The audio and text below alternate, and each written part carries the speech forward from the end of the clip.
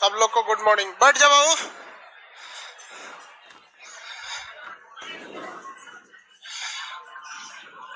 सब लोग बैठ गए। आज क्या पढ़ाना है?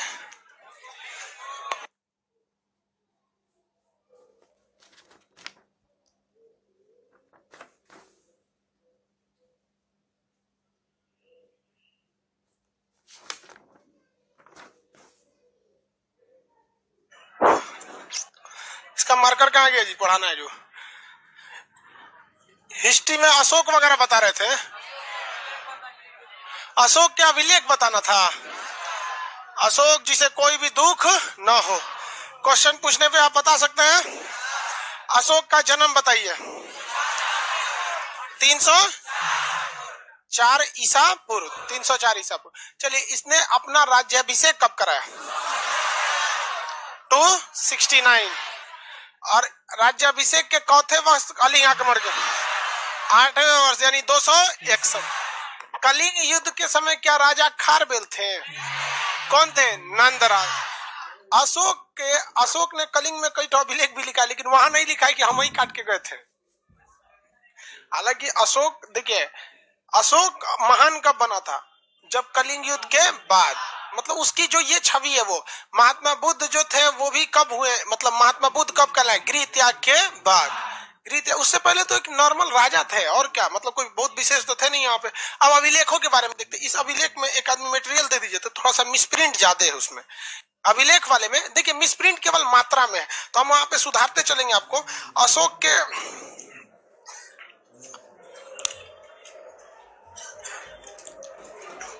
चलिए थोड़ी याद रखिए। अशोक के अभिलेखों को हम देखते हैं लोग। अशोक के कई टाइप के अभिलेख मिलेंगे, लेकिन जिसमें सबसे प्रमुख जो अभिलेख है वो उसके 4 बृहद शिलालेख है। 14। अशोक के 14 बृहद शिलालेख, जिसे हम चतुर्दश शिलालेख के नाम से भी जानते हैं। ये बड़ा है। 7 इसके छोटे छोटे लघु शिलालेख है। कुछ ससुरों के शिलालेख बिखरे हुए हैं और कुछ में तो इसका नाम नहीं लिखा है।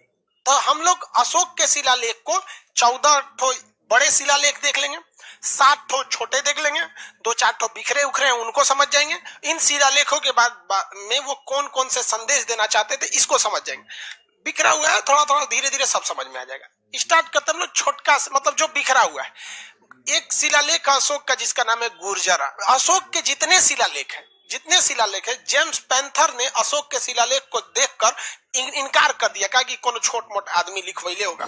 पत्थर खोद खाद के खोदाई चलेगी तो बहुत सारा चीज मिलेगा, हटाओ इसको, ये सब कोई मतलब काम का नहीं है। तो जेम्स पैंथर ने इस चीज को क्या किया, मतलब नेग्लेक्ट कर लिया। लेकिन इसमें पढ़ने की सफलता पहली बार किसे मिले? जेम्स प्रिंसेप को मिली थी। पैंथर ने क्या कर दिया था? नेग्लेक्ट किया। जेम्स प्रिंसेप ने इसे पढ़ा था। जब अशोक का समय चल रहा था तब उस समय कागज का मतलब खोज उतना ही हुआ था। बड़े पैमाने पे कागज, मतलब पांडुलिपि चलती थी, पेड़ वगैरह के छाल पे लिख के, कुछ बड़े पत्तियां होती थी उसके छाल वगैरह पे लिख सकते थे, इस सब पे। लेकिन कागज का प्रयोग नहीं था। इसलिए संदेश भेजवाने के लिए किसका प्रयोग किया जाता था? पत्थर वगैरह का प्रयोग किया जाता था। स्याही से कागज से मतलब पेड़ वगैरह के छाल पे लिखे जाते थे। अस्थाई संदेश के लिए पत्थर का ही प्रयोग किया जाता था। समझ में आ गया? तो अस्थाई मतलब लिखने के लिए पत्थर का प्रयोग। इस पत्थर को पैंथर ने देखा, नेग्लेक्ट कर लिया, लेकिन जेम्स प्रिंसेप ने पढ़ने में इनकी कामयाबी हासिल कर लिया। 4 अलग अलग लिपियों में लिखा हुआ पढ़ा चुके हैं। ये कल बता देना, भारत में सबसे ज्यादा किसमें मिले? ब्राह्मी, और पाकिस्तान में खरोश, अफगानिस्तान में अरमाई, और एशिया माइनर साइड में ग्रीक। अशोक ने अपने अभिलेख में हर जगह नाम क्या लिखा है? प्रियदर्शी। क्या नाम लिखा है? प्रियदर्शी।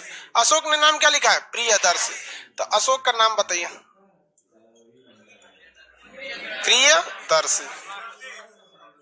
प्रियदर्शी। देव नाम प्रियदर्शी। पूरा नाम क्या है भैया? देव नाम। केवल प्रियदर्शी नहीं लिखा है, नाम पूरा कंप्लीट क्या लगेगा? देव नाम प्रियदर्शी। मतलब देवताओं को जो नाम प्रिय है उसको क्या कहते हैं? देव नाम प्रियदर्शी।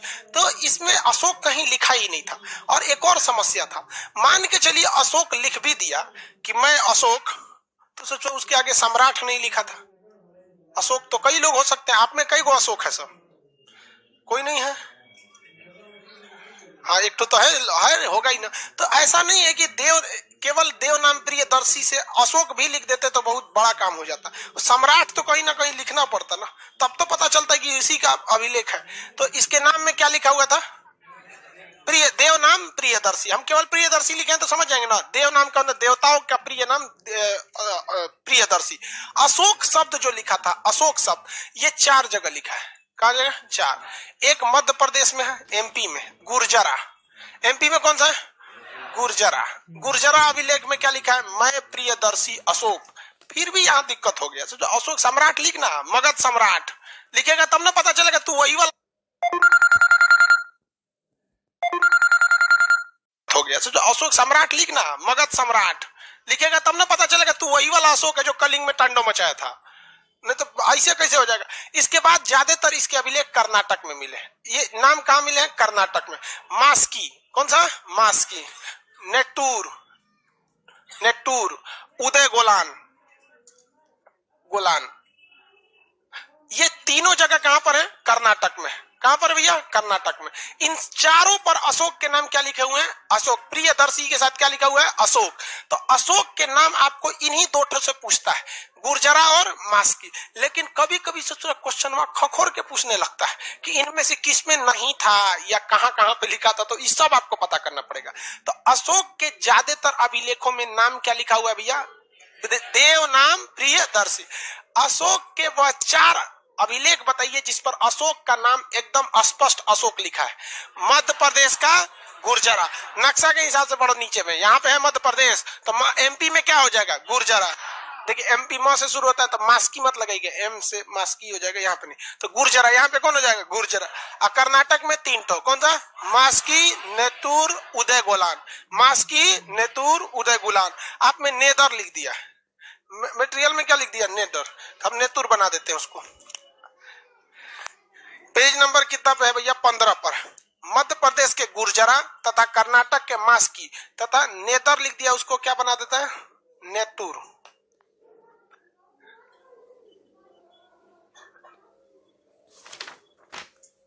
नेतूर में मिला। किसी को कोई दिक्कत नहीं, हम आपका बनाते चलेंगे। किसका मटेरियल है ये? आप ही का है? चलिए तो कोई बात नहीं, रखे रहिए। ये चारों नाम याद हुआ? अरे नाम याद करते चलता आगे बढ़ना हम लोग को। अशोक का नाम क्या लिखा हुआ था? देव नाम प्रियदर्शी। अशोक शब्द कितने जगहों पर? मध्य प्रदेश के गुर्जरा, मध्य प्रदेश के कर्नाटक का मास्की, नेतूर, उदय गोलान। मास्की, नेतूर, उदय गोलान। देखो भैया ये 2 नाम अगर भूल भी जाते हो तो पीसीएस वगैरह के एग्जाम में क्वेश्चन नहीं मतलब छूट जाएगा, लेकिन ये 2 नाम नहीं भूलना चाहिए, गुर्जरा और मास्क, ये नहीं होना चाहिए। लेकिन समस्या फिर वहीं पर अटक गई, सम्राट कहीं नहीं लिखा था। अशोक, मैं मगध सम्राट अशोक नहीं, तो ये भबरू अभिलेख में लिखा है। कहां पर? भबरू, राजस्थान का भबरू अभिलेख में। कौन सा अभिलेख भैया? भबरू अभिलेख। भबरू अभिलेख में क्या लिखा हुआ है? अशोक ने खुद को मगध का क्या बताया? सम्राट बनाया। सम्राट लिखा है जी, अरे लिख लेना लोग अपने से, दिमाग काम न कर रहा है वो गड़बड़ हो जाता है हमसे लिखते हैं तो अशोक ने खुद को मगध का सम्राट कहां बताया? भबरू अभिलेख। अशोक ने मगध सम्राट खुद को कहां बताया? एक तो कर सर ऐसे लिख दीजिए सम्राट, चलेगा इसे भी सम्राट। देखिए सम्राट होता है ना, अशोक ने खुद को मगध सम्राट किसमें बताया? भबरू अभिलेख। राजस्थान के भबरू अभिलेख में अशोक ने खुद को क्या बताया? मगध सम्राट। जबकि गुर्जरा, मास्की, नेतूर तथा उदय गोलान में अशोक ने खुद के लिए किस शब्द का प्रयोग किया? अशोक। शेष अभिलेखों में देव नाम प्रियदर्शी। भबरू अभिलेख में, यहाँ पर भबरू अभिलेख की चर्चा बौद्ध ग्रंथ त्रिपिटक में भी किया गया है। बौद्ध ग्रंथ त्रिपिटक, जिसमें सुत पिटक, विनय पिटक जाते हैं सब, उसमें भी किस अभिलेख की चर्चा है? भबरू अभिलेख की चर्चा है। तो किस अभिलेख की चर्चा त्रिपिटक में है? भबरू अभिलेख। अशोक ने खुद को मगध का सम्राट कहां बताया था? भबरू अभिलेख में। अशोक का नाम देव नाम प्रियदर्शी, ये अन्य अभिलेखों में है, लेकिन बाकी इन 4 जगहों पे अशोक ने खुद के लिए किसका प्रयोग किया है? अशोक शब्द का प्रयोग किया है। अशोक के 7 छोटे छोटे शिलालेख थे। 7 क्या थे?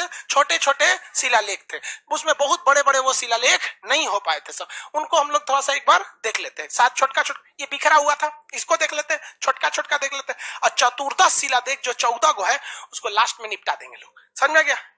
7 लघु शिलालेख स्टार्ट करें। इसको देखने के पहले आपको दिमाग में कुछ नक्शा में आइडिया रहना चाहिए। हम यहां बना देते हैं, एक नेपाल से शुरू करते हैं। कहां से? नेपाल से। नेपाल यहां पर है, यह जगह कौन सा है? नेपाल। यहां पर है रुमनदेई अभिलेख, जो गलती से आप में क्या लिख दिया है, देखिए अफगानिस्तान लिख दिया है।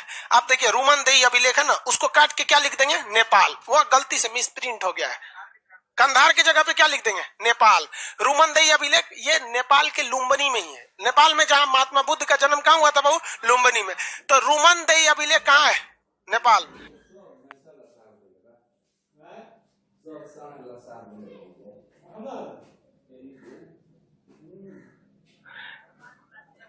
हो गया बहू? रुमनदेई अभिलेख कहां है? लुम्बिनी में। रुमनदेई अभिलेख लुम्बिनी में। मेरी और याद करते चलिए। ये टॉपिक यहां याद नहीं हुआ तो घर पे याद नहीं होगा।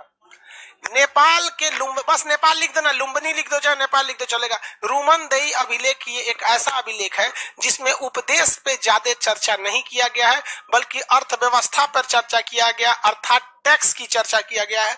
क्योंकि लुम्बिनी जो था वो महात्मा बुद्ध का जन्म स्थल था, अर्थात अशोक के समय सबसे कम टैक्स जो लिया जाता था वो लुम्बिनी में लिया जाता था। अर्थात लुम्बिनी का रुमनदेई अभिलेख प्रशासनिक चर्चा न करके आर्थिक चर्चा किया, जिस पर किसकी ज्यादा जानकारी दी गई है? टैक्स की। तो रुमनदेई अभिलेख कहाँ है? नेपाल में।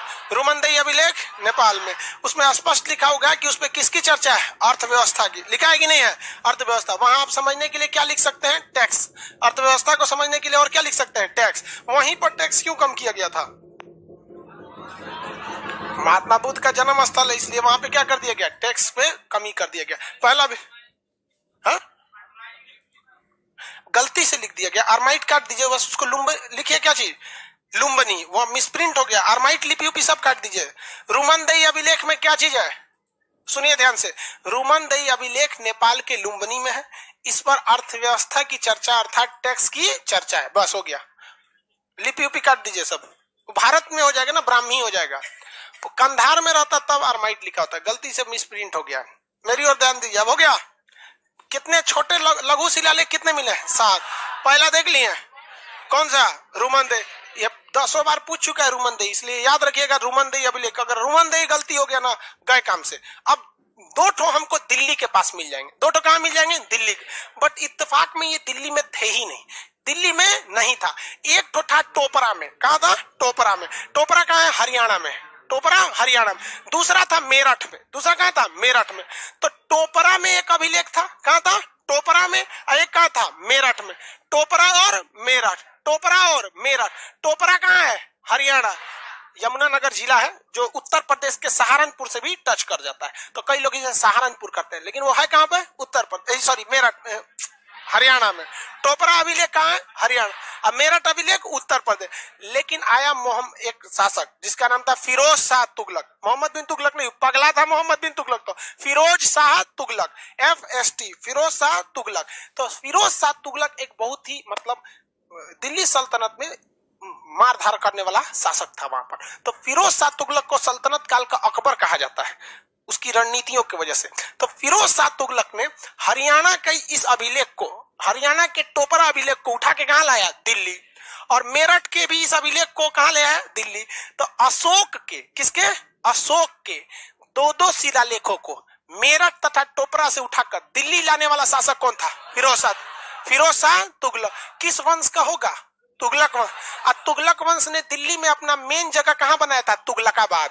दिल्ली में अभी भी जगह है तुगलकाबाद, मेट्रो स्टेशन, सब चीजें तुगलक। अरे भैया दिल्ली इतना बड़ा, जैसे आप पटना में मुसल्लापुर हाट में है ना, कोई बोरिंग रोड में होगा, कोई कहीं होगा। तो एक्यूरेट जगह कौन सा था? तुगलकाबाद। अपनी राजधानी में लेके चलाया। कौन लाया?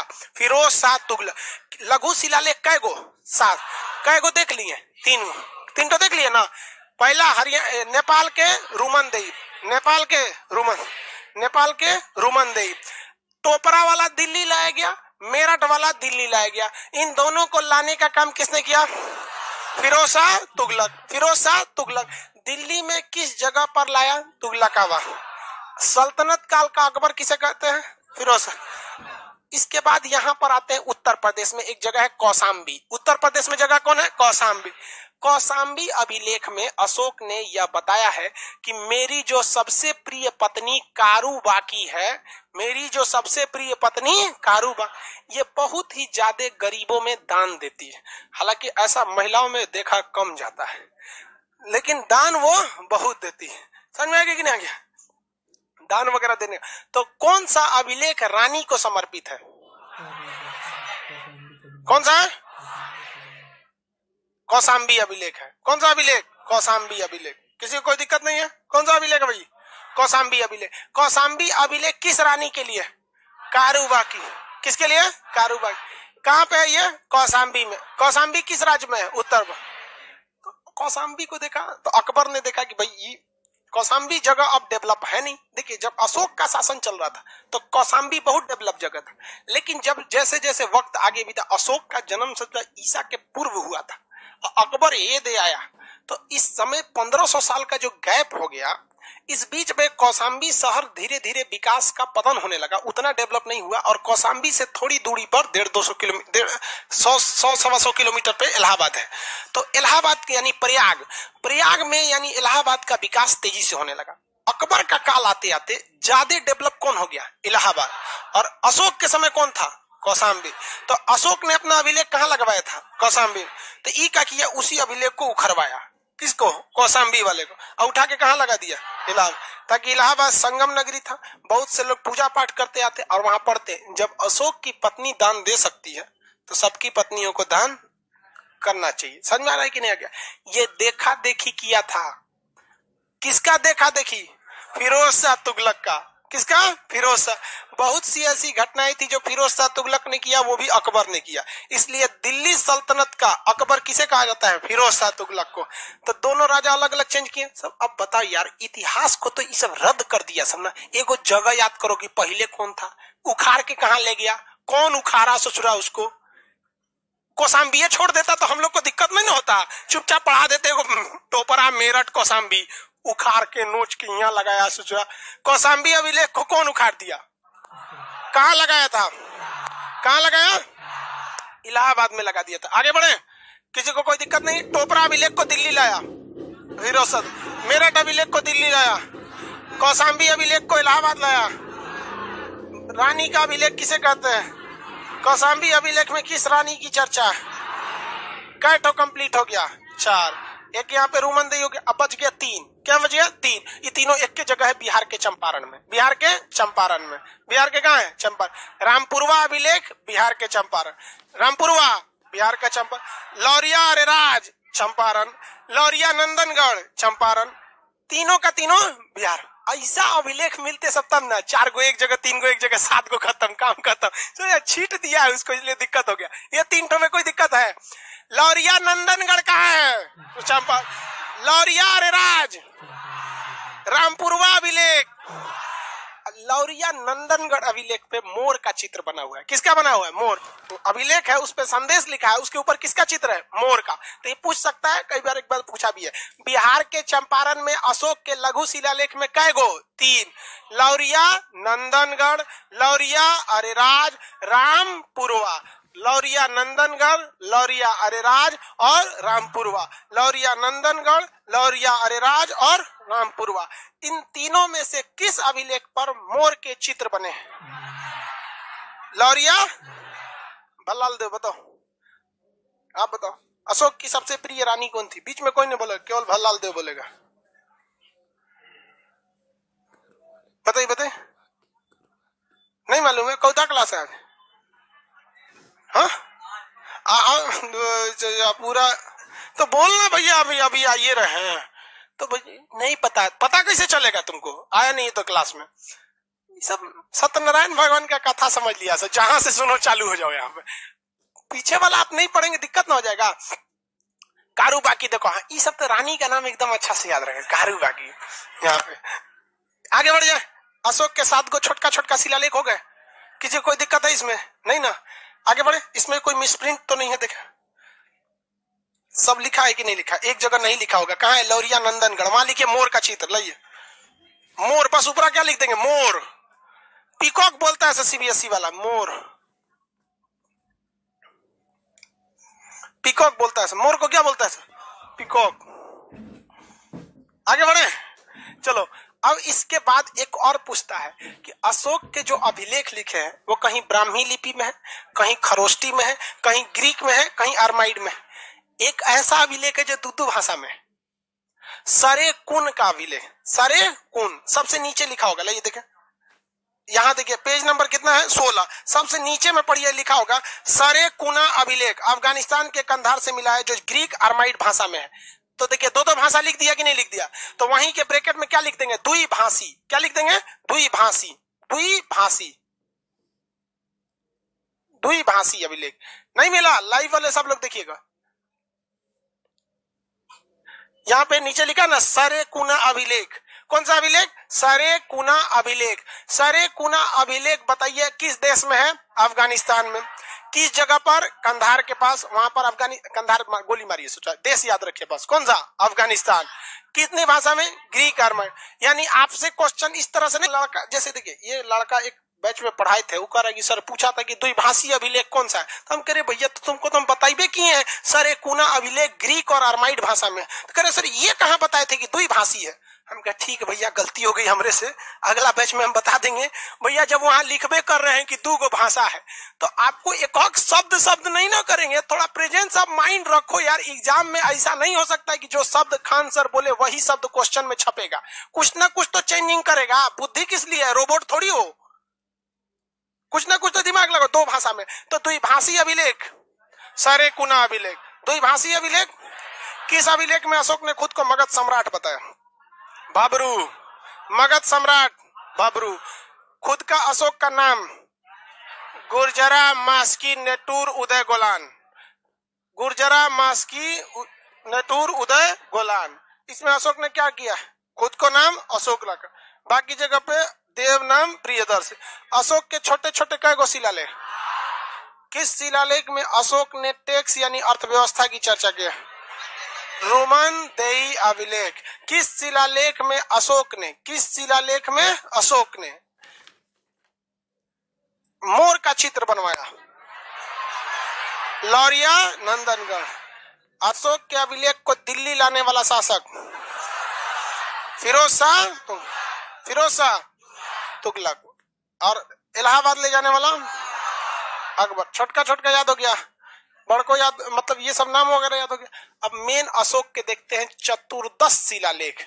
कौन शिलालेख, चतुर्दश शिलालेख। अशोक के कौन शिलालेख, चतुर्दश में अशोक ने कुल 14 उपदेशों की जानकारी दिया, जो अलग अलग 8 स्थानों से प्राप्त हुआ है। तो चतुर्दश शिलालेख क्या 14 जगह से मिला है, कुल जगह कितना था, हाँ 8 जगहों से कितने शिलालेख, चतुर्दश। अशोक के सबसे मुख्य शिलालेख यही है 14 शिलालेख, जिसे हम चतुर्दश शिलालेख कहते हैं। 8 अलग अलग जगहों से मिले हैं, इसमें अलग अलग संदेश दिए गए हैं, इसको समझना जरूरी है। पहला 14 शिलालेख में चतुर्दश बोलते हैं 14 ठो को। पहला इसमें आता है, फर्स्ट अभिलेख में अशोक ने कहा है कि अहिंसा। किसकी चर्चा किया है, किसकी चर्चा किया है, अहिंसा। पहली शिलालेख में, पहले में सबसे पहले जानकारी क्या दिया है, अहिंसा की, किसी को मार धार नहीं करना है। तो जेन्युइन बात है कि जब अहिंसा है तो पशु बलि पर रोक किस पर होगा, बलि पर रोक किस पर होगा, पहले पे होगा, क्योंकि बिना हिंसा किए, बिना वायलेंस मार धार किए हुए आप कभी भी पशु की बलि नहीं दे सकते। तो पशु बलि पर रोक तथा अहिंसा को बढ़ावा देने की चर्चा किस अभिलेख, किसमें है, पहला शिलालेख। चतुर्दश शिलालेख में पहला में कौन सा हो जाता है, अहिंसा, पहला में अहिंसा। दूसरा में देखेंगे, दूसरा में 2 बातें, चिकित्सा, किसमें, चिकित्सा मतलब डॉक्टरी, चिकित्सा। लेकिन फर्स्ट टाइम ऐसा हुआ जब मानव की चिकित्सा तो बहुत पहले से चल ही रही थी, पहली बार यहाँ पर किसी ने अभिलेख लिखकर पशु चिकित्सा की भी बात कही। किसकी बात कही, पशु चिकित्सा की बात कही। किसकी बात कही, पशु चिकित्सा की, लिखा हुआ है, लई तो सुधरवाते चलते लाइव वालों को, पशु चिकित्सा की बात कही। आगे बढ़े, उसके नीचे एक और चीज छूट गया, उसके नीचे देखिए दक्षिण भारत के 4 राज्य लिखे हैं ना, तो चेर, पांड, श्रीलंका, केरल पुत्र काट देंगे लोग, सतीय पुत्र लिखेंगे वहां पे। क्या लिखेंगे, सतीय पुत्र। अच्छा, केरल पुत्र को काट के वहां पे चोल लिखेंगे, केरल पुत्र को काट के चोल, देखिए चोल, चोल। यहाँ लिख देखिए, मेरी ओर देखिए, आपको लिखा हुआ है तो आप गड़बड़ हो जाएंगे लोग। यहाँ पे गति थोड़ा सा टाइप हो गया, अब क्या बोले। एक वंश था चेर वंश। दक्षिण भारत जब देखेंगे आपको पढ़ाएंगे दक्षिण भारत, तो यहाँ पे आपको पढ़ाएंगे चेर वंश, चोल वंश, ये सब के बारे में। चेल की चर्चा, चोल की चर्चा, पांड की चर्चा। किसकी? पांड की चर्चा। और सतीय पुत्र, सतीय पुत्र की चर्चा। इसके बाद उसमें ताम्रपर्णी, जिसको श्रीलंका कहा गया। किसकी चर्चा? श्रीलंका की। तो इसमें ना आपका क्या नहीं लिखा हुआ है? चोल। इसके जगह क्या लिख दिया? केरल पुत्र। तो चोल को काट के क्या लिख, केरल पुत्र को क्या लिख देंगे? चोल। चोल लिखा हुआ है। अरे वो गलती टाइप हो गया यार, बोल रहे हैं गलती वहां से टाइप हो गया है, आप उसको मिटा देंगे। सुनिए ध्यान से जो बोल रहे हैं। आप केरल पुत्र काट दीजिए, वहां पे क्या लिख देंगे? चोल। और नीचे जो लिखा है किंतु चोल वंश की चर्चा नहीं, उसको काट दीजिए। उसको क्या कर दीजिए? काट दीजिए। चाहे उसको, हाँ जी, ये भी हो सकता था, चोल वंश की चर्चा नहीं काट देंगे तभी हो जाएगा। अरे बातिया बराबर है यार, दिमाग तो उससे अच्छा हम नया पीडीएफ दे देते, लिखवा देते यार। दिमाग लगाओ ना यार, गलती से वहां चोल होना चाहिए और लिख दिया है चोल नहीं है। इतना दिमाग लगाओ, हमको पागल कर दोगे लोग। उससे अच्छा लिखवाइए देते कि चोल वंश की भी चर्चा है, खत्म हो जाता बवाले। यहाँ पे थोड़ा थोड़ा समझो भाई, मिस्टेक हो गया है गड़बड़ में थोड़ा सा। आगे वाले बैच में ऐसा मिस्टेक नहीं मिलेगा। दक्षिण भारत के 4 राजवंशों की चर्चा किसमें है? दक्षिण भारत के 4 कौन कौन बताइए? चेर, चोल, पांड, चोल, पांड, सतीय पुत्र, सतीय पुत्र। और किसकी चर्चा है? श्रीलंका। किसकी चर्चा है? श्रीलंका। श्रीलंका की भी चर्चा किसमें है? द्वितीय अभिलेख में। पशु चिकित्सा की चर्चा द्वितीय में। अहिंसा और बलि पर रोक प्रथम। पशु चिकित्सा पर, पशु चिकित्सा और दक्षिण भारत में द्वितीय। तीसरा, इसमें 3 अधिकारी की चर्चा है। कितने अधिकारी हैं? 3 अधिकारियों का नाम लिखा गया है। कितने अधिकारी?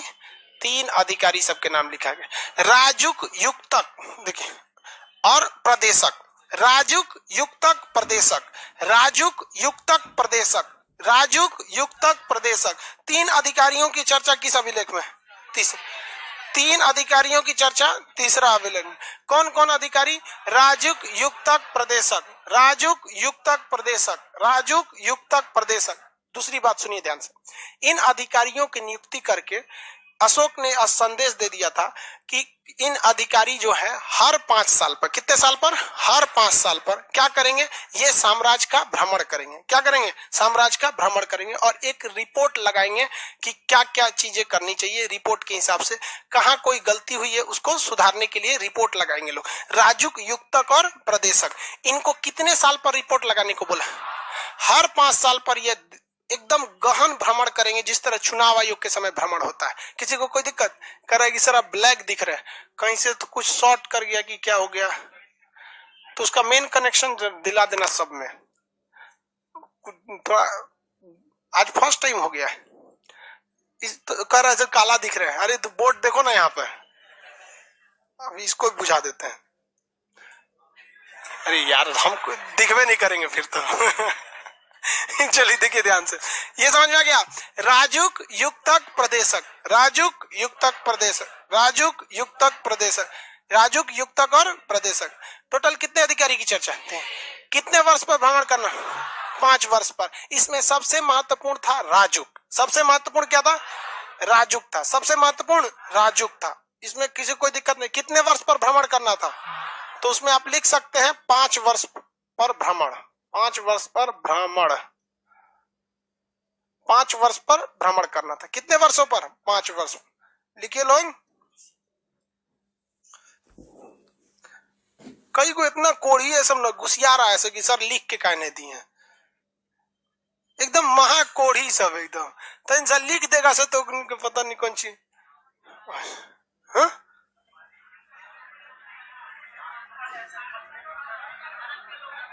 आगे बढ़े। हाँ, ओहो करा कि सर आप ही तो पता है कि इंडिका पुस्तक में लिखा है कि भारतीयों को पढ़ना पसंद है, लिखना नहीं बहुत मन से पढ़ा है ये। इसके बाद कितना अभिलेख है? चौथा अभिलेख। लिख लिए जी, देखिए क्या लिखे हैं लोग। राजुक युक्तक प्रदेशक की चर्चा है तो धम्म में प्रचार करते थे। कितने वर्ष के लिए? 5 वर्ष के लिए। कितने वर्ष के लिए? 5 वर्ष के लिए। अब चौथा पांचवा देखते हैं लोग, इसमें हटाते। चौथा में है भैरी घोष के स्थान पर धम्म घोष। भैरी घोष क्या था भाई? युद्ध की नीति। भैरी घोष का मतलब, भैरी घोष का अर्थ होता है युद्ध नीति। इसको अशोक ने त्याग दिया और कौन सा नीति अपना दिया? धम्म घोष। कौन सी नीति? धम्म घोष। धम्म घोष का मतलब क्या होता है? धर्म की नीति। धर्म की नीति को क्या कहते हैं? धम्म घोष। तो अशोक ने चौथे शिलालेख में क्या बोल दिया कि मैंने भैरी घोष अर्थात युद्ध की नीति को त्याग कर कौन सी नीति अपना लिया? कौन सी नीति? धम्म घोष को। कौन सी? धम्म घोष। अब भाई धम्म घोष कर दिया यहाँ पर। धम्म मतलब क्या था? धर्म। धर्म मतलब, धम्म मतलब क्या था? धर्म। तो जहां भैरी घोष लिखा हुआ है उसके ब्रैकेट में क्या लिख लेंगे? युद्ध। जहां भैरी घोष लिखा है उसमें क्या लिख देंगे? युद्ध। अच्छा लिखा ही हुआ है, चलिए कोई। जहां लिखा है धम्म घोष तो धम्म घोष में क्या हो जाएगा? बौद्ध। बौद्ध मतलब यार धर्म की नीति हो जाएंगे। बौद्ध मतलब क्या है? धर्म की नीति। बौद्ध धर्म को तो अपना लिया था। अब भैया जो धर्म की नीति को इसने अपना लिया तो लोगों को भी कहा कि आप धार्मिक हिसाब से जीवन जिए। लेकिन दिक्कत यह है कि कुछ लोग धार्मिक हिसाब से जीवन को जिएंगे, कुछ लोग नहीं जिएंगे। तो उन्हें प्रेरित करने के लिए एक व्यक्ति या एक अधिकारी चाहिए कि नहीं चाहिए, जो धार्मिक लोग से जी रहे हैं या नहीं जी रहे हैं उसमें मतलब क्या कर सके, जांच कर सके। तो इसके लिए इन्होंने 5वें पे एक अधिकारी नियुक्त किया जिसका नाम था धम्म महामात्र। धम्म महामात्र। धम्म महामात्र। तो धम्म महामात्र की नियुक्ति किसमें है? धम्म महामात्र की नियुक्ति, धम्म महामात्र 5वां शिलालेख में। किसमें? 5वां शिलालेख में। 6वां शिलालेख। 6वां शिलालेख। 6वां शिलालेख में कहा गया है जन कल्याण की बात। किसमें? जन कल्याण। जन कल्याण के मुद्दे पर उसके अधिकारी अशोक से क्या कर सकते हैं? मिल सकते हैं। तो उसमें क्या लिखा हुआ है? देखिए लिखा है जन कल्याण के लिए अशोक के अधिकारी उससे जब चाहे मिल सकते हैं। लेकिन अशोक ने कहा कि मेरे अधिकारी जन कल्याण के लिए चाहे मुझसे मिल सकते हैं, किसी कोई दिक्कत? जन कल्याण के लिए अशोक के अधिकारी क्या कर सकते हैं? मिल सकते हैं। किसमें है? 6वां में। जन कल्याण किसमें है? 6वां में। इसके अधिकारी, किसके अधिकारी? अशोक के। कितने अधिकारी थे सब? राजुक युक्तक प्रदेशक धम्म महामात्र। ये जितने अधिकारी हैं ये लोग क्या कर सकते हैं? जन कल्याण का अगर मुद्दा हो तो जब चाहे तब हमसे मिल सकते हैं। अशोक का आप बात करते हैं सबसे बड़ा अभिलेख। कौन सा? सबसे बड़ा अभिलेख कौन सा है? 7वां। सबसे छोटा रुमनदेही वाला था। रुमनदेही में तो कोई चर्चा नहीं था, केवल किस चीज का था? टैक्स का। तो सबसे छोटा कौन सा था? रुमनदेही। कहां पे है रुमनदेही? देखो भाई साहब, एक तो ये 7 अभिलेख जो है इनका नाम है लघु शिलालेख। ऑलरेडी ये छोटे हाई हैं और उसमें भी ना जो रुमनदेही अभिलेख था उसमें किसी भी उपदेश की चर्चा नहीं है। मेन चर्चा किस बात की है? टैक्स की। तो रुमनदेही वाला कैसा था? सबसे छोटा। रुमनदेही वाला सबसे छोटा। अब वहीं अगर 7वां शिलालेख की बात करेंगे तो ये क्या है? सबसे बड़ा है। इस सबसे बड़ा है, इसमें कहा गया है कि हर एक धर्म के लोग आपस में समन्वय बना के रखें। हर देश, हर धर्म के लोग आपस में क्या बना के रखें? समन्वय बना के रखें। समन्वय का मतलब क्या होता है? एक दूसरे से मिलजुल कर रहना। सबके क्या करते रहना? मिलजुल कर रहना।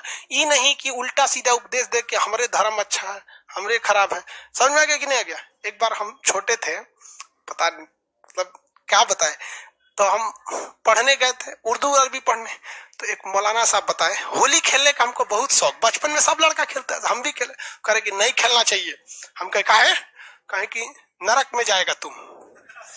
तो वो बहुत मारते थे मौली साहब हमको। उस समय 3 रुपया का एक डिब्बा रंग मिल जाता था। ये हम आज से 15-20 साल पहले की बात बता। एक बाल्टी रंग घोले और गेट पे खड़ा थे कि मौली साहब कब निकलेंगे, छपाक से फेंक दिया मैं, जा नरक में। ससुरा गया काम से नरक में जा। वो आज भी हमको देख के घुस जाते हैं। भाई हम बहुत पीटते थे, हमारी दिली इच्छा थी इतना पीटने वाला मास्टर, बात बात पर पीट पीट के लाल कर देते थे। और हमको आज भी एक तरह का समझ में कि दिमाग में ये सब मात्रा हमसे गलती हो जाता है। कक्षा 5 का भी लड़का लिख देता है मात्रा ठीक ठाक, हमसे गलती हो जाता है, मतलब पता नहीं क्या हो जाता है सोच रहा। और वहां उर्दू में भी गलती हो जाता था। उर्दू तो और टेढ़ सोच रहा है, एक में गुजरिया के लिखो, गलती हो जाता था और थूर देते थे। कहीं कि नरक में जाएगा। अब आप बोलिए कि आप भी नरक में जाएंगे ना, तब ना बोलेंगे। भाई साहब दोनों में अंतर होता है। इस्लाम का नियम और मौलाना का नियम दोनों में अंतर होता है। I follow the rule of Islam, not the rule of मौलाना। अरे भाई साहब, हमको क्या दिक्कत हो जाएगा, ऐसा कोई चीज में थोड़ी हो जाएगा। हो गया सबको। तो उसने क्या कहा था अशोक ने कि सारे धर्मों को मिला के समन्वय रखिए। आप यदि किसी को गाली देंगे ना, आप किसी को गाली देंगे तो दूसरे से आप सम्मान की इज्जत मत रखिए। आप चाहते हैं कि आपको दूसरा कोई आप धर्म का व्यक्ति आपके धर्म की इज्जत करे, तो पहले आप उसकी इज्जत कीजिए। आपको बोलना ही नहीं पड़ेगा, वो आपकी इज्जत करेगा। तो ये समझना चाहिए। किसमें बोला था? सातवां। और इसमें उसने बहुत समझाया था, इसीलिए बहुत सबसे बड़ा हो गया। सबसे बड़ा विलय कौन हो गया? सातवां। भाई धार्मिक चीज जल्दी समझ में नहीं आता है, बहुते गरियाज वो करता है सब। मने मन कई को मुस्लिम होगा सो अंदर से गरिया रहा होगा सबको। क्या फर्क पड़ता है गरिया के? कुछ हो जाएगा हमको? नहीं हो सकता। यहाँ पे बहुत बड़ा इनसे इफेक्ट नहीं होता, इनको मतलब समझे में नहीं आता। होगा ही सब, मने मन बोलता होगा सब काफिर हो गया है। अरे छोड़ो, कुछ नहीं होता है सब। यहाँ पे ऐसा कोई तामझाम नहीं होता है, लेकिन हाँ सबको आपस में समन्वय बना के रखना चाहिए। अशोक के कहने का सेंस ये था कि यदि आपको दूसरे धर्म में इंटरेस्ट नहीं है तो आप उसका विरोध नहीं कीजिए, उसकी बुराई मत कीजिए, आप वहां मत जाइए। आपको बहुत दिक्कत है तो आप दूसरे को काय टांग लड़ाते हैं कि तू मत कर। तू कौन होता है? Supreme court? हाँ, नौटंकी कर दिया। तो सभी धर्मों में क्या करना है? समन्वय स्थापित करके रखना है। समझ में आ गया कि नहीं आ गया? किसमें बोला गया? सातवां अभिलेख में। धार्मिक समन्वय, धार्मिक समन्वय सबसे बड़ा अभिलेख कौन है? सातवां अभिलेख सबसे बड़ा अभिलेख है। किसी को कोई दिक्कत नहीं है, आगे बढ़ जाए। आठवां अभिलेख देखिए, उसमें धार्मिक समन्वय लिखा है या नहीं लिखा है? लीजिए, सबसे बड़ा लिखा है सातवां अभिलेख। इसमें अशोक ने विभिन्न धर्मों में आपसी समन्वय की बात कही है, ये सबसे बड़ा है, सबसे बड़ा है। ठीक है, अब इसके बाद आता है आठवां अभिलेख। अशोक ने अपने आठवें अभिलेख में धम्म यात्रा की चर्चा किया है। धम्म यात्रा का मतलब होता है आप शिमला, कुल्लू, मनाली घूमने जाते हैं, ये टूरिस्ट है। अशोक ने कहा कि मैं धार्मिक चीजें, मतलब बौद्ध धर्म नहीं, लोगों को इंसानियत का पाठ पढ़ाने के लिए धम्म की यात्रा किया। मतलब अलग अलग जगहों पर यात्रा किए और लोगों के दुखों को हम सुने, ताकि मतलब वो सारे लोग की भावनाओं को हम समझ सके। तो अशोक ने अपने आठवें शिलालेख में क्या बोलता है? धम्म यात्रा। धम्म यात्रा, यह धम्म यात्रा होता है। ये चौथे वर्ष से शुरू होती है राज्याभिषेक। कलिंग युद्ध जैसे किया 8वें वर्ष, कलिंग युद्ध के राज्याभिषेक के चौथे वर्ष कलिंग युद्ध किया 8वें, और उसने कौन सी नीति अपना लिया? बौद्ध धर्म। और उसके बाद से वो यात्रा पे निकल गया, अलग अलग धम्म यात्रा पर। इसमें उसकी 2 धम्म यात्राएं बहुत फेमस थी। एक गया, जो बिहार के बोध गया में है, और दूसरा लुम्बिनी, क्योंकि ये दोनों फेमस जगह महात्मा बुद्ध से रिलेटेड है। तो पूछेगा कि गया में वो कौन से वर्ष गया था राज्याभिषेक? 10वें वर्ष। और लुम्बिनी में कब गया था? 20वें वर्ष। लुम्बिनी में 20वें वर्ष। लेकिन धम्म यात्रा चालू कब कर दिया गया था? 8वें वर्ष से। मतलब कलिंग युद्ध के बाद से ही उसने धम्म यात्रा को क्या कर दिया था? चालू कर दिया। किसी को कोई दिक्कत नहीं? धम्म यात्रा, धम्म मतलब नहीं समझ रहे हैं बाबू, 20 बार थोड़े बोलेंगे एक ही चीज को। धम्म मतलब वो बौद्ध धर्म की बात नहीं कर रहा था, वो बात इंसानियत। अब ये बताओ ना, ये कौन धार्मिक समन्वय बना के रखना, ये कोई धर्म में थोड़े बीता है, ये तो इंसानियत का पाठ है, सबको पढ़ना चाहिए। यहाँ पे धम्म यात्रा चौथे वर्ष चालू किया। हमेशा वो क्या करते रहता था? धम्म यात्रा। लेकिन इसकी 2 धम्म यात्रा सबसे ज्यादा प्रसिद्ध हो गई। कौन कौन सी? गया चौथे वर्ष गया 10वें वर्ष, और लुम्बिनी गया 20वें वर्ष। लुम्बिनी गया 20वें वर्ष, और लुम्बिनी में उसने टैक्स को क्या कर दिया? घटा दिया। इस टैक्स घटाने की चर्चा कौन से छोटे शिलालेख में? रुमनदेई अभिलेख। किस अभिलेख में? रुमनदेई अभिलेख। सबसे छोटा अभिलेख रुमनदेई, सबसे बड़ा अभिलेख सातवां अभिलेख। अशोक के चतुर्दश शिलालेख में आप 8 को देख लिए। चलिए पहला बोलिए तो इसको हटा दें, इसको देखिए, फिर हम पूछते हैं आपको पहला दूसरा। थोड़ा सा उटपटांग है, देख रहे हैं, कोई रिलेशन नहीं है किसी का किसी से, और केवल यादें करना है आपको। इसको देखिए फिर पूछते हैं।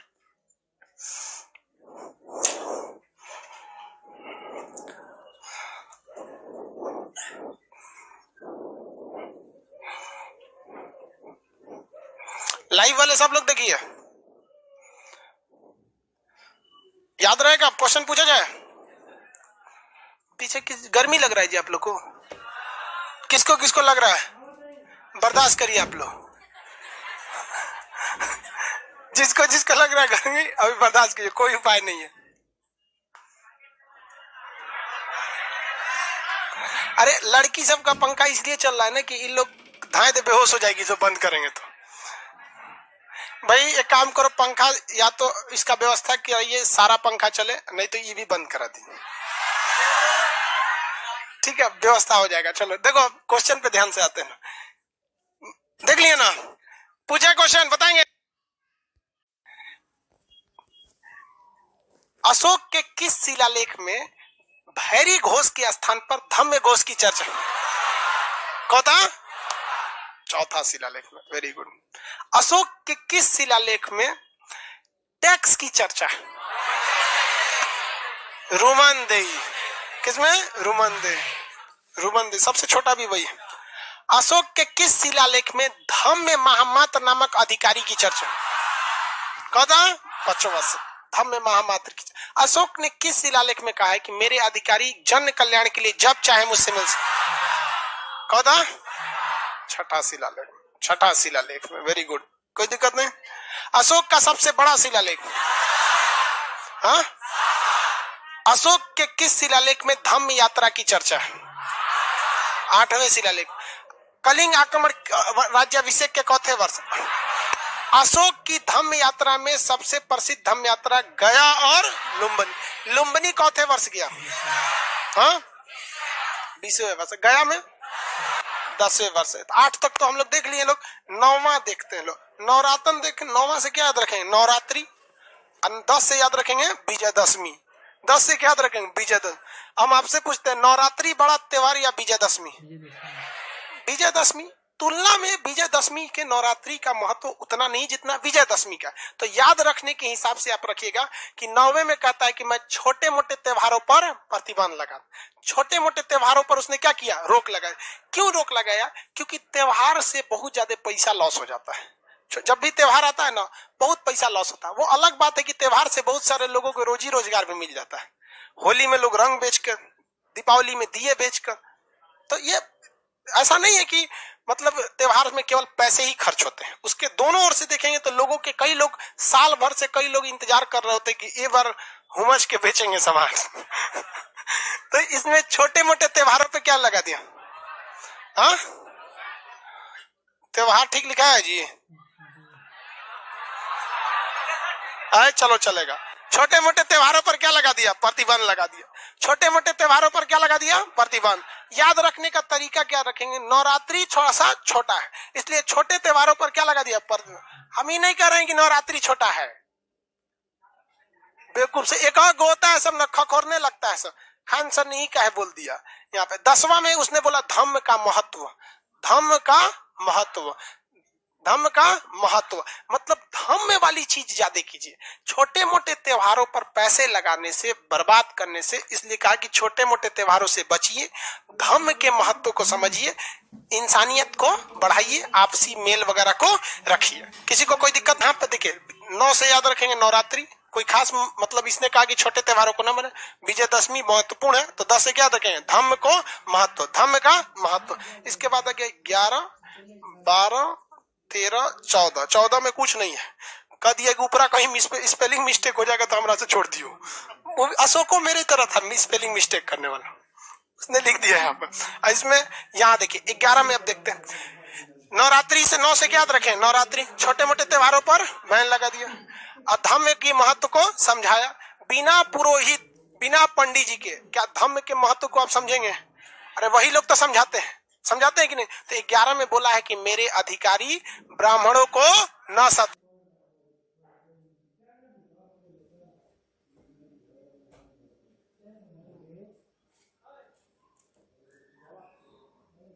है। मेरे अधिकारी ब्राह्मण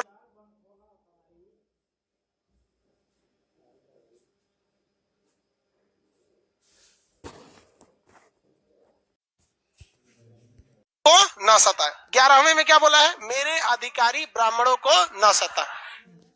याद रहेगा पूरा। यहाँ से सीक्वेंस में देखेंगे लोग ये वाला एरिया में। 9 से क्या याद रखेंगे? नवरात्रि यानी छोटे मोटे त्योहार पर बैन। 10 धम्म का महत्व। 11 में मेरे अधिकारी ब्राह्मणों को न सताए, अधिकारी ब्राह्मणों को न सताए। अब बच गई सब स्त्री। क्या बच गई? स्त्री। देखिए अशोक ने अगर ध्यान से देखेंगे तो छोटे मोटे सारी चीजों को अपने अंडर में लिया। अब स्त्री बच गई तो स्त्रियों के लिए एक और अधिकारी, जैसे यहाँ धम्म के लिए कौन सा अधिकारी? धम्म। वैसे यहाँ के लिए स्त्री महामात्र। स्त्री महामात्र। स्त्री महामात्र। तो स्त्रियों की स्थिति में सुधार लाने के लिए कौन से अधिकारी? स्त्री महामात्र। स्त्री महामात्र। 9वें में क्या बोला है? छोटा मोटा त्योहार कौन? 10वें में धम्म का महत्व। 11वें में महिलाओं को, महिला महामात्र उनकी स्थिति के लिए। चाइनीज भाषा में कमेंट मत लिख, हम नहीं समझ पाते हैं चाइनीज। यहाँ पे एक को चाइनीज में लिख रहा है कन्वर्ट करके। स्त्री महामात्र हो गया। 13 में इसने कलिंग युद्ध की जानकारी दी। कौन सा? कलिंग युद्ध। 13 में कौन सा? कलिंग युद्ध की जानकारी इसने किसमें दिया? केरल। जबकि अशोक ने खुद कलिंग में जाकर एक अभिलेख लिखवाया है, कलिंग अभिलेख। उसमें उसने नहीं बोला है कि हम ही थे वो जो कटवा दिए हैं कलिंग आकर।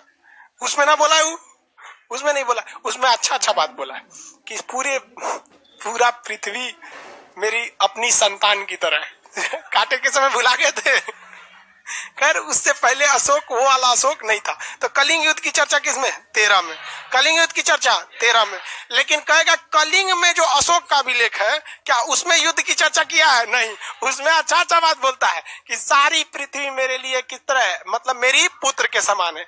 जिस संतान है, जिस तरह एक माँ अपने बच्चे की देखरेख के लिए एक अच्छे सी धाई माँ को रख देती है। धाई माँ मतलब दाई रख देती है, और अच्छे दाई को रखकर वो माँ एकदम निश्चिंत हो जाती है। उसी तरह ये पूरे पृथ्वी के लोग मेरे अपने संतान हैं। इनके लिए मैंने राजुक नामक एक अधिकारी नियुक्त किया है, जो अच्छे काम पर पुरस्कार देगा और गलत काम पर दंड देगा। तो जिस तरह माँ एक धाई माँ यानी दाई रख के टेंशन फ्री हो जाती है, मैं भी राजुक रख के टेंशन फ्री हो गया। इस बतिया कलिंग में। जबकि 13वां शिलालेख में कलिंग युद्ध की चर्चा, जो बताता है कि अशोक बहुत ही मतलब दूरदर्शी व्यक्ति था। बहुत ही क्या था? दूरदर्शी। तो कलिंग युद्ध की जानकारी 13वें। कलिंग युद्ध की जानकारी 14 में बोला है कि देख भैया, हमने बहुत कुछ और भी किया है और बहुत कुछ लिखने के आदेश भी दिए हैं, जो इन 13 शिलालेख में जो ऊपर लिखे गए हैं शायद नहीं लिखा पाया है, या इसमें कहीं मिस्टेक हो गया है। तो इसके लिए वो जो पत्थर पे खोद के लिख रहा था ना, वो जिम्मेदार है, हमारा गलती नहीं है। तो हमसे भी स्पेलिंग मिस्टेक हो जाता है ना, तो कलम जिम्मेदार है, हम नहीं। समझ आ गया कि नहीं आ गया? तो 14वें शिलालेख में अशोक ने स्पष्ट बोल दिया। क्या बोल दिया? कि हमने बहुत सारा काम किया, बहुत सारा लिखने का भी आदेश दिया। बहुत सारे कामों की चर्चा उपदेश को नहीं लिखा गया है, या इसमें भी कुछ त्रुटि है, तो इसके लिए जिम्मेदार कौन है? लिखने वाला। मैं इसके लिए जिम्मेदार नहीं हूं। अशोक के 14 शिलालेख याद रहेंगे। 9वां में क्या बोला गया? छोटे त्योहार को। 10वां में धम्म का महत्व। 11 में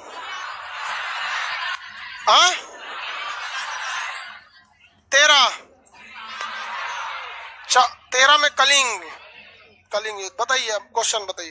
पहला शिलालेख अहिंसा।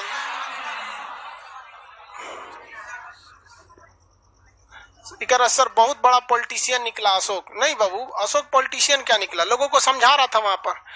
पॉलिटिशियन को तुम लोग अच्छा देखिए, जब कभी आप राजा के पद पर या किसी बड़े पद पर आ जाते हैं, तो फिर आपको अपनी भाषा, आपको हर चीज को दूसरे के हिसाब से बोलना पड़ता है, न कि मतलब व्यक्तिगत। जैसे अभी आप कुछ भी बोल देंगे चलेगा, लेकिन अभी क्या नरेंद्र मोदी कुछ भी बोल देंगे चलेगा? नहीं चल सकता है। अभी हम क्या है, छोटे से शिक्षक है, लड़कियों को कुछ बोल देते हैं, लेकिन बात के चलिए अगर हम कोई रिप्रेजेंटेटिव हो जाए तो ऐसा नहीं बोलेंगे। लड़की भी समझती है सब कि हम सीरियसली नहीं बोलते हैं, ये सब भी भुला जाती है। सब याद रहता है आप लोग को? नहीं। इस कान से सुन को बहुत अच्छी बात है, नहीं लेना चाहिए। वैसे अशोक ने भी क्या किया भाई, बहुत सारी चीजों को उसने समाज के हिसाब से बोला। पहला अभिलेख में अहिंसा, पशु बलि पर रोक। दूसरा अभिलेख में चिकित्सा, पशु चिकित्सा भी था। दक्षिण भारत के 4 चेर, चोल, पांड, सतिया पुत्र और एक विदेशी राज श्रीलंका। श्रीलंका विदेशी ना हो जाएगा, इसकी भी चर्चा किया गया है। तीसरा अभिलेख में 3 अधिकारी, राजुक, युक्तक, प्रदेशक, कितने साल पर रिपोर्ट लगाएंगे? 5 साल पर।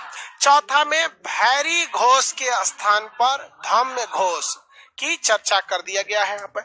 5वां अभिलेख में धम्म महामात। 6वां में अशोक के अधिकारी जब चाहे जन कल्याण के लिए अशोक से मिल सकते हैं। ऐसा ही काम मुगल काल में जहांगीर ने किया था, सोने की जंजीर लगाया था, कहा न्याय के लिए कोई दिक्कत है 24 घंटा जंजीर खुला है, ठकठका देना। सब एक दूसरे का फोटोकॉपी किया है सब। टोपरा में लेके आया फिरोज शाह तुगलक तो अशोक को उखड़वा दिए जेसीबी लगा के। सब सीख ले सब एक दूसरे। सबसे अकबर, हाँ अशोक ने सबसे बड़ा अभिलेख 7वां, धार्मिक सहिष्णुता की चर्चा 7वें में। 8वें में क्या बोल दिया? धाम में यात्रा जो कलिंग युद्ध के बाद से ही चालू हो गई। 2 ठो फेमस हो गया, गया और कलिंग। लुम्बिनी वाला गया में पहुंचा 10वीं बार, लुम्बिनी पहुंचा 20वें बार। ये 8 हो गया। 9वें में छोटे मोटे त्योहार को बंद। 10वें में धम्म का महत्व। 11 में ब्राह्मणों को न सताए। 12 में स्त्री महामात। 13 में कलिंग युद्ध। 14 में ऊपर की गलती में जिम्मेदार लिखने वाला अशोक नहीं है, अशोक नहीं है। समझ में आ गया कि नहीं? छोटा अभिलेख बड़ा अभिलेख सब समझ में आ गया। अब इसको आगे चर्चा मंडे को।